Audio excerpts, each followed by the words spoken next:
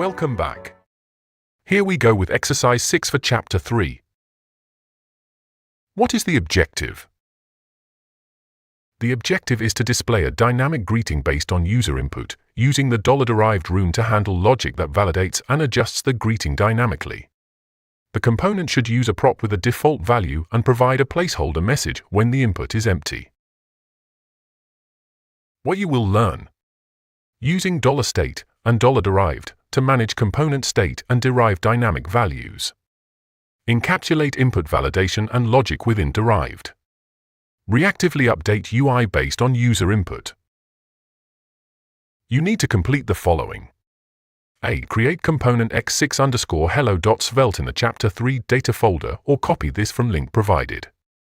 B. Add this to the exercise list.json file. Please pause the video until you have done this.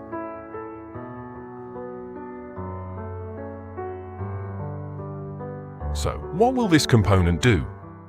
From the objective, we need to have an input for the name and a greeting message to include the name input using the $derived rune, and the component must have a prop with a default. Okay, let's see this in action. Open exercises in the app and click the blue arrow next to exercise 6, a dynamic greeting. You should see an input with a default Svelte kit.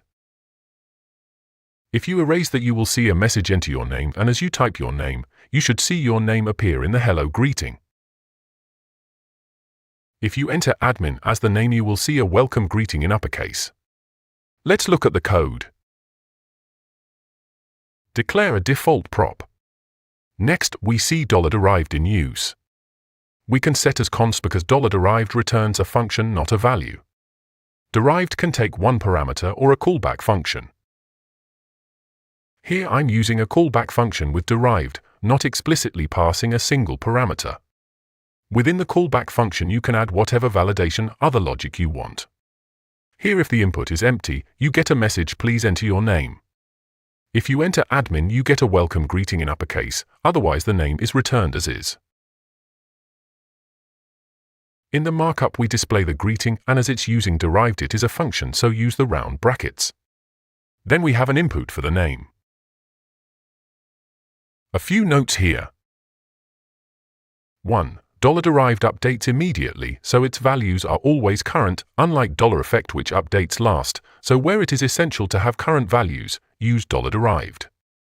2. $derived returns a function, so strictly speaking to get the value you would use greeting with round brackets as it is a function.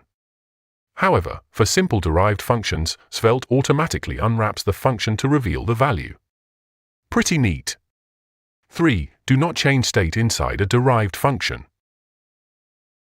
Okay, that's a wrap on exercise 6, which introduced the $derived rune.